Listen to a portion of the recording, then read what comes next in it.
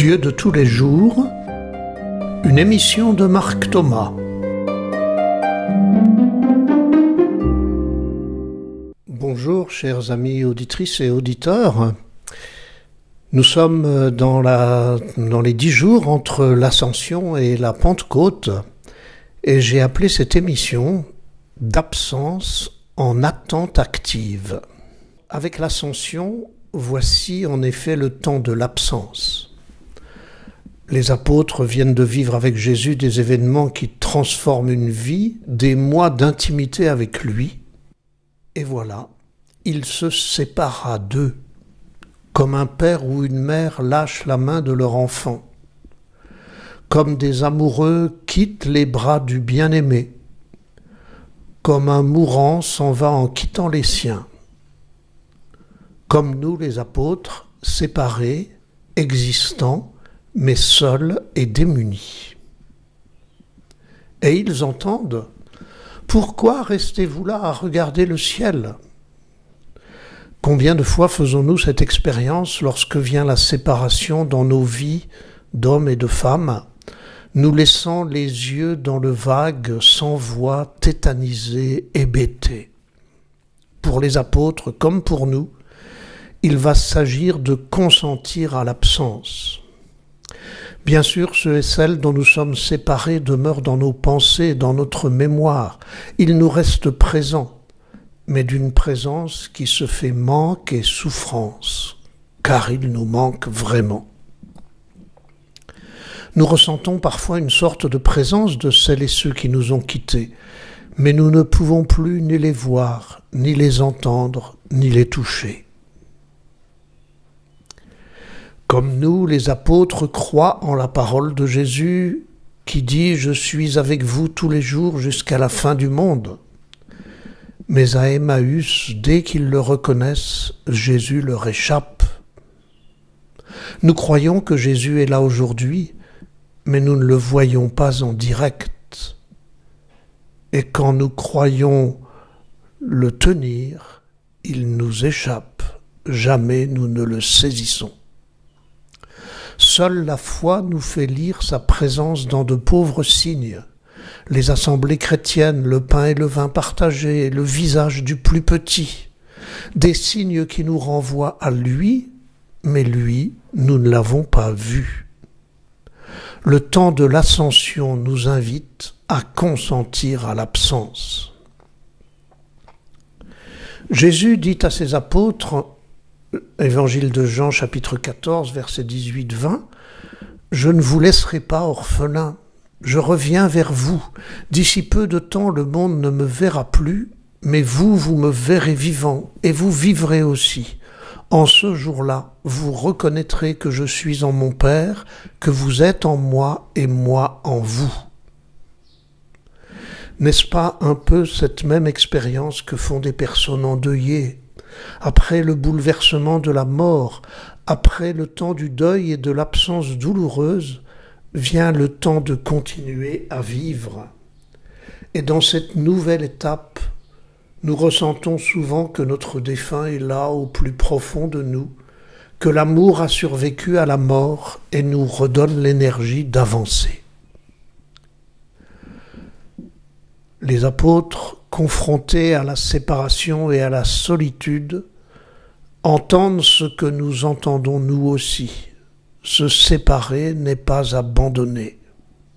Mais pour en faire l'expérience, il faut prendre le temps de vivre cette absence, de finir par y consentir, plutôt que de s'en lamenter à l'infini. Alors voici le temps de la promesse et de l'attente. Comme nous, dans le deuil et dans toutes les séparations, les apôtres acceptent très diversement l'absence. Il n'y a qu'à lire les textes bibliques de la liturgie de l'Ascension pour s'en convaincre. Dans les Actes des Apôtres, les apôtres semblent dans une telle torpeur que des anges doivent venir les secouer. Dans l'Évangile, ils retournent à Jérusalem, remplis de joie et louant Dieu.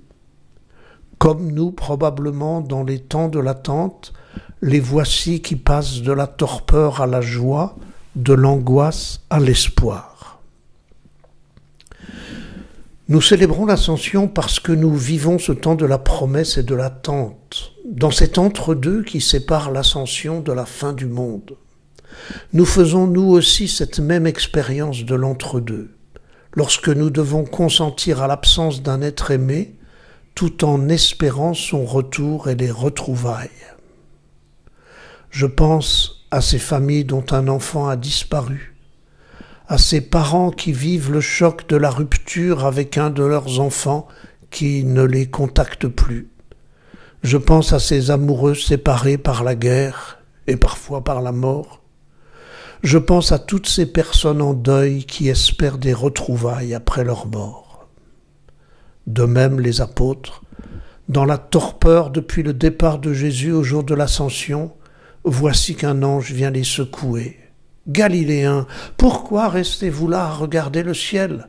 Ce Jésus qui a été enlevé au ciel d'auprès de vous viendra de la même manière que vous l'avez vu s'en aller vers le ciel. » Acte 1, verset 11.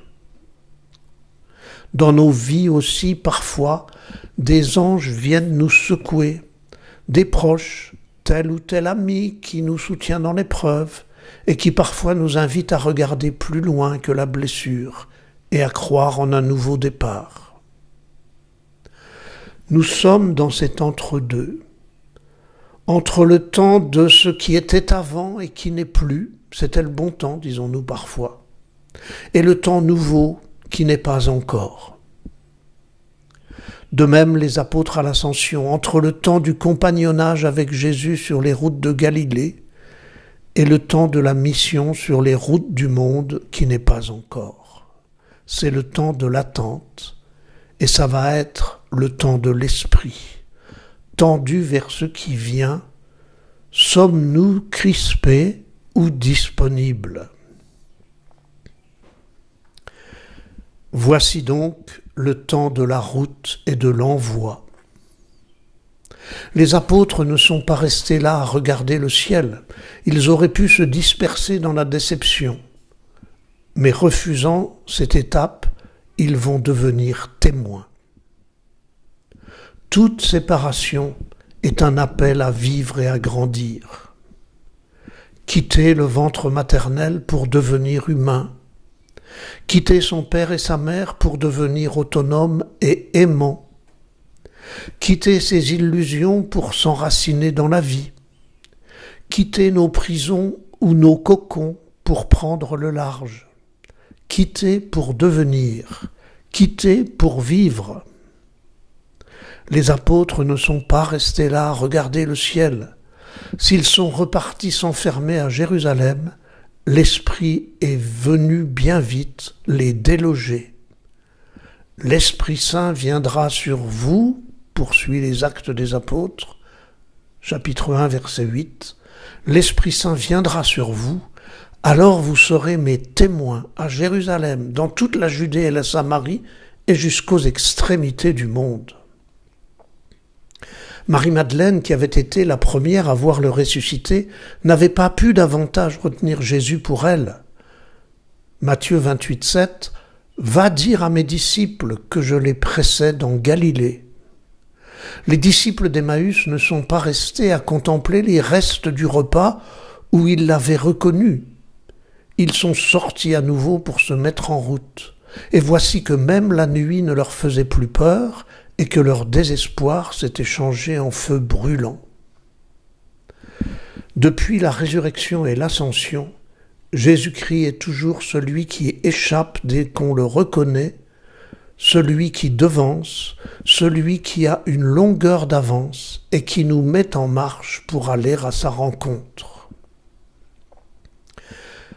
Comme après toute séparation humaine, comme après tous les seuils et tous les deuils de nos existences, c'est dans l'énergie de se remettre en route que se trouve le salut. À nous aussi est promise et donnée la force de l'Esprit qui remet en route.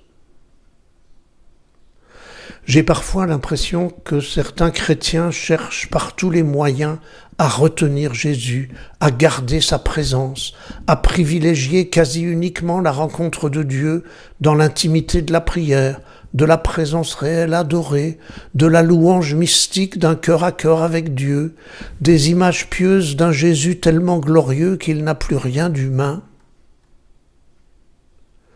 Déjà le prophète Amos avait mis dans la bouche de Dieu pourtant ces paroles vigoureuses. Je déteste, je méprise vos fêtes, je n'ai aucun goût pour vos assemblées. Quand vous me présentez des holocaustes et des offrandes, je ne les accueille pas. Vos sacrifices de bêtes grasses, je ne les regarde même pas. Éloignez de moi le tapage de vos cantiques, que je n'entende pas la musique de vos harpes, mais que le droit jaillisse comme une source, la justice comme un torrent qui ne tarit jamais. Amos chapitre 5, versets 21-24. Et l'ange de la résurrection peut aussi nous bousculer quand nous sommes trop enfermés dans un cœur à cœur avec un Jésus que nous croyons ne rencontrer que dans l'intimité d'une église. La résurrection nous bouscule comme les apôtres ont été bousculés. Pourquoi restez-vous là à regarder le ciel? Vous cherchez Jésus de Nazareth le crucifié? Il est ressuscité, il n'est pas ici. Allez dire à ses disciples et à Pierre, il vous précède en Galilée.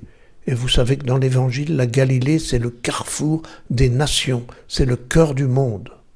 Là, dans la Galilée des nations, vous le verrez comme il vous l'a dit. Évangile de Marc, chapitre 16, versets 6-7. Si nous prenons résolument la route des hommes, croyant qu'ils nous devancent dans la Galilée des nations, nous aurons l'audace des apôtres se lançant sur les routes malgré l'adversité, et nous aurons la joie des disciples d'Emmaüs, découvrant que les autres aussi avaient reconnu le Seigneur sur leur chemin de vie. J'avais faim et vous m'avez donné à manger, j'avais soif et vous m'avez donné à boire. J'étais un étranger, vous m'avez accueilli, j'étais nu, vous m'avez habillé, j'étais malade, vous m'avez visité, j'étais en prison, vous êtes venu jusqu'à moi. Mais enfin, Seigneur, quand est-ce que nous t'avons vu? Quand sommes-nous venus jusqu'à toi? Et le roi leur répondra, Amen, je vous le dis, chaque fois que vous l'avez fait à l'un de ces plus petits de mes frères, c'est à moi que vous l'avez fait. Rencontrez Jésus sur le chemin de la vie, sur le chemin de la rencontre des humains.